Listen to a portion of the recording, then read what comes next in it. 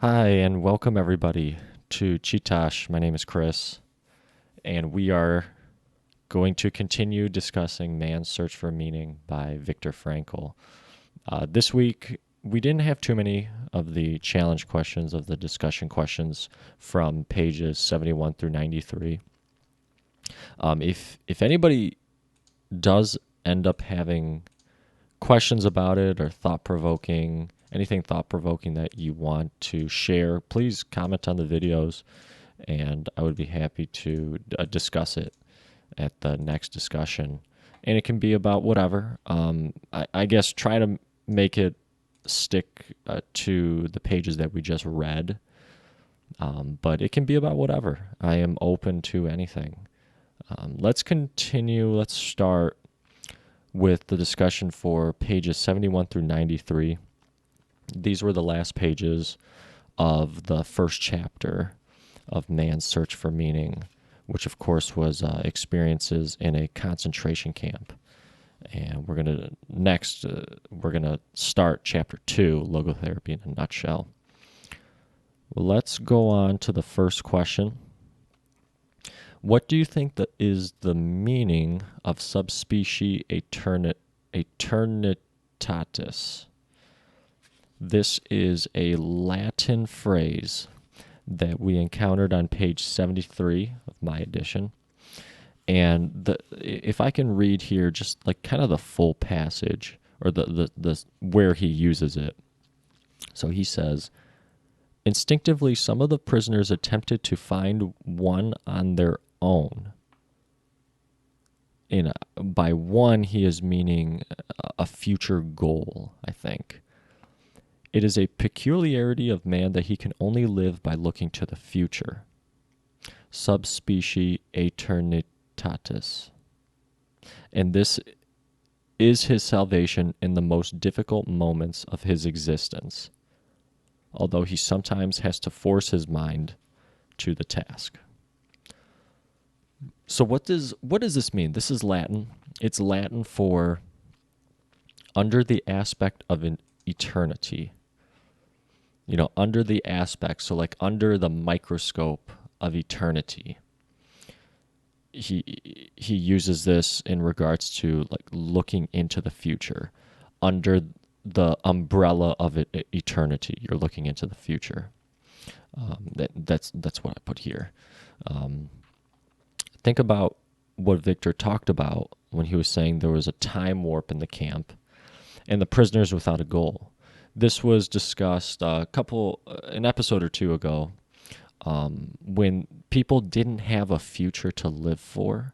They didn't have a goal. Do you remember he was talking about the unemployed miners that they looked at, and that they were caught up in a similar time warp because they had no job. And it's like they couldn't move forward until they figured out that part of their life. And this time warp was like a day in camp seemed to go by so slow. But a week could go by really, really fast because it's almost like the repetitiveness of it. If you stretch out time to a week, it could go by faster. But when you're in the moment, in the day, in the dreadfulness of the day, it took a long time. And a lot of these prisoners didn't have that goal. They saw no future. So it's like they're just living, for nothing kind of, and time seems to really slow down. So what I think Victor meant by this, using this Latin phrase here, under the aspect of eternity, is that and he uses the phrase at the end there, forcing your mind to the task. So in the face of eternity, in a future where you don't know the end, you have to force your mind to the task of finding meaning, of getting a goal you have to force your mind to it under the aspect of eternity, in the face of eternity. You're going up against eternity, that like the kind of the nothingness of space, the blank slate of space, and you have to make something happen out of it. You're going, as I put here, into the unknown. So this is the challenge that we all face, because we don't know. The past is present. We might talk about this in a future episode. The past is present. The past is known, and the future is unknown. And think about how daunting of a task that is. If you sit down and really think about it, like, you kind of, maybe some people start to get a little scared of it, a little anxious, like, oh my gosh, I don't know what's in store for me. But what Victor's saying here is that in the face of that, with that staring you down like it's a linebacker across the line on a football field and you're the running back, and you got to carry that football into the future, you got to carry it forward under that microscope of that linebacker. That's everybody's ultimate challenge in life. Remember what we talked about, how there is no meaning of life because it's different for every single person. Everybody's carrying a different football. Everybody's got a different play. And it's your task to get it to the end zone. If I may use a football analogy with you guys. So that's what I think. Let me know what you think about that. Next question that we posed: what do you think Victor meant by not expecting things from life, but rather what life expected from you? This was page 77. And he writes here in italics, it did not really matter what we expected from life, but rather what life expected from us. We needed to stop asking about the meaning of life and instead to think of ourselves as those who were being questioned by life daily and hourly. Our answer must consist not in talk and meditation, but in right action and in right conduct. So think of ourselves as being questioned by life. You know, we're always asking life, we're always reaching out like, why me? Why is this happening? What should I do here? But life is throwing those same questions at us, saying, what's your move here? This is kind of how I interpreted this. You're living in this world, in this life. Life and the world was here long before you were, right? It doesn't owe you anything. So rather than keeping on trying to get stuff from it, life is turning the tables on you and saying, "Hey, what do you have for me?" Right? What do you got for me? Are you going to take responsibility to find the answer to its problems? Because I think that's what, when you're constantly asking things from life, it's almost like you're left kind of powerless. Almost kind of like a victim mentality that you hear about a lot today. Like you don't have any control over anything. So you're just going to hope and pray, which I have no issue with. You know, I believe there is a place for prayer. But if you're not taking the right actions towards something, how do you expect things to come to fruition and you to get closer to your future goals? And we've talked about this before, about how action really moves the needle on the speedometer, moves that needle, moves the odometer forward and increases it. So I think that it's a different mindset that Victor talks about here. you're not asking things of life. Life is asking things from you. Life is counting on you to make some decisions. And your future self, your future family is counting on you to make some decisions. You don't ask for you don't ask for your family, things of your family. I mean, yes, okay, maybe you do when you're a kid, but when you grow older, you don't ask things of your family, but rather, what does your family expect things from you? They expect you to be strong, being the breadwinner. I mean, taking the responsibility, taking care of the family, putting that forward in your life. I mean, kind of the same thing here with even if you didn't have a family, your own life, taking the responsibility to find the right answer to the problems that you are facing. And it's action. It's the action. So that's what I think about this one. Let's move on to the last one. What does depersonalization mean? This was on page 88.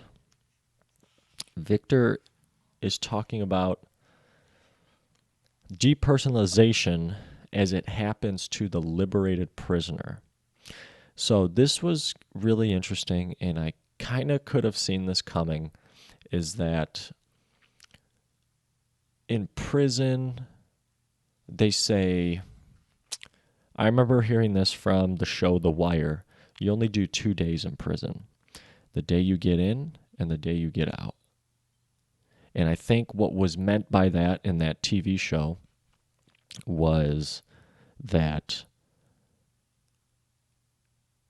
everything else in between that is kind of the same. The monotony of prison.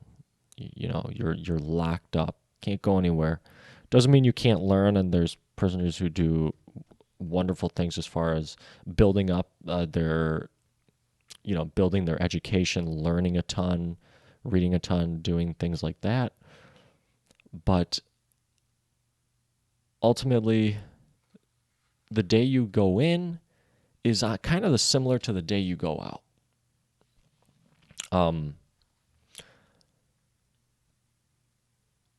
And I kind of thought that would be similar to how Victor came into the camp too. When you come into the camp, remember the 3 phases? The first phase was that shock phase. You can't believe that this is happening. You're going to be losing your stuff. You still can't comprehend it. Things are very gruesome, like the first beating you witness, like the sick people all around. It's shocking. But then in a way, liberation, the last phase, is kind of shocking as well. So what Victor talks about here is that for the people that were in the camp, because some people were in there a lot longer than Victor was, I believe, Victor talks about how these prisoners, for the years or however long they were in there, constantly dreamt of getting out. And they eventually, they would dream about it, who knows, maybe every day. And then think about every day having to wake up to a siren early in the morning, in the cold, have to be outside. And to have that dream constantly shattered every single morning, you oftentimes get used to it. That almost like, oh my gosh, it's not here. But I keep dreaming about it, but it's not. I might as well not even think about it anymore, that I'm going to get out, because I just can't see it. And then the day it happens, you are in shock. You almost don't believe it, because you're still anticipating that you're going to wake up to a siren. And depersonalization is actually, this is from Psychology Today, is a sense of experiencing one's own behavior, thoughts, and feelings from a dreamlike distance. So you're disassociated or separation from your surroundings. And this is what happened, kind of what Victor alludes to for the liberated prisoner. You're so dissociated and separated from the new surroundings that you are going into. You're not in the camp anymore. You can leave the camp. But it's almost like it doesn't seem real, and you're viewing at it from like another dimensional lens here, from that dreamlike distance. You barely believe something's real. And remember how much that camp, the first phase was shock. Second phase was the apathy phase, where you get so numbed by the stuff that goes on in the camp that you're not even fazed by it anymore. And it almost beats that emotion out of you to even when you're liberated, a time where you would probably should celebrate, those emotions you kind of forgot. And I think I remember Victor talking about this in these pages about how you had to relearn how to live in society again. You almost had to go to therapy to relearn some of the emotions that were beat out of you from the camp. Remember when Victor was talking about how the prisoners that were in the camp felt like they used freedom on a whim? Like, now that they were freed, they didn't know how to control their impulses. Like, so he talked about the one guy who just walked straight through like the crop field of like oats or whatever. And Victor was trying to tell him, no, we should go around this because this is somebody's field. Somebody has to farm this. And the guy was saying, well, I was locked up in a camp for so long, and now you're going to tell me what I have to do? So it's things like that. You have to almost relearn it. So depersonalization is like the liberated prisoner was separated and almost felt like he was in a dream when the prisoner was liberated. Because he honestly thought he was in a dream. He thought he would wake up at any moment and be back in the camp again. So it's to protect. I think this might be like a protection mechanism. Because you've developed that in the camp. The numbing of your emotions and the apathy is to protect your emotions, to protect them from being broken, like a piece of glass, shattered. And then camp life gets pretty difficult at that point when you are emotionally drained. So you can't be spending any time on sadness, anger. You can't devote any energy to that in the camp. You barely had any food as it is, so you needed that energy for the task of that day that the officers, guards, foremen made you do. So that was all for today, everybody. Discussion of pages 71 through 93. Next episode, we are going to go through first 20 pages of chapter 2. So please stick around for that. Also, I am contemplating changing the format of this channel. Would love to know what everybody thinks about that. As far as the book, I wouldn't change too much how I'm doing it right now. But let me know how you think I'm doing. What I am thinking of, what I was more so thinking of, was adding a TV show here and going through the TV show in a similar manner that I am doing here. Like a show that is thought-provoking, makes me think. Something else I was also considering doing was adding the Bible to this kind of type of analysis. So going through stories of the Bible in a similar fashion to how I do here. So I'm considering that. Let me know what you all think about it. I thought about changing the name of this channel as well, but I think I might keep the name. It's kind of a unique name. Again, it's Chee-Tash It's not probably spelled correctly as it is in Macedonian, but it's a Macedonian word meaning read, or like you read, to read. Let me know what you guys think about that. I really appreciate you sticking around to the end. And come back next time. We're going to discuss Chapter 2. My name is Chris, and this is Chee-Tash. Thank you.